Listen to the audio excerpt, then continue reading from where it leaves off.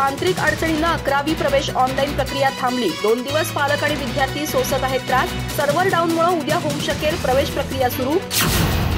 Server डाऊनमुळे 11वीची online प्रवेश प्रक्रिया आजरा तालुक्यात 2 दिवस होऊ शकली नाही। यामुळे पालकांसह आलेल्या विद्यार्थ्यांना मानसिक त्रास सहन करावा लागतो आहे। आता ही ऑनलाईन प्रवेश प्रणाली दुरुस्त झाल्यावर प्रक्रिया सुरळीत होईल असे सांगण्यात येत आहे। मुळातच राज्य शिक्षण धोरणानुसार अशा महत्त्वाच्या प्रवेश प्रक्रिया राबवताना नेटाने तयारी करणे गरजेचे होते, पण त्यात राज्य शासनाला अपयश आल्याची मते पालक आणि विद्यार्थी व्यक्त करीत आहेत। यंदापासून सर्व राज्यात 11वीच्या केंद्रीभूत ऑनलाईन प्रवेश प्रक्रियेस सुरुवात करण्यात आली।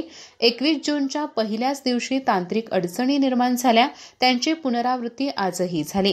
त्यामुळे विद्यार्थी आणि पालकांना मानसिक त्रासाचा सामना करावा लागला।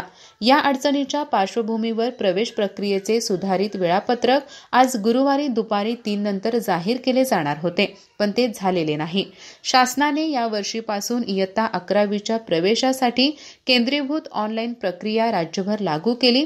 ऑनलाईन प्रवेश प्रक्रियेबाबत माहिती देणारे सराव सत्रही घेतले गेले, पण त्यानुसार काल बुधवारपासून विद्यार्थी वर्ग पालकांसह प्रत्यक्ष नोंदणीसाठी कॉलेज आणि नेट कॅफेमध्ये जमा झाले, पण सर्व्हर डाऊनमुळे सर्वांची हताशा झाली।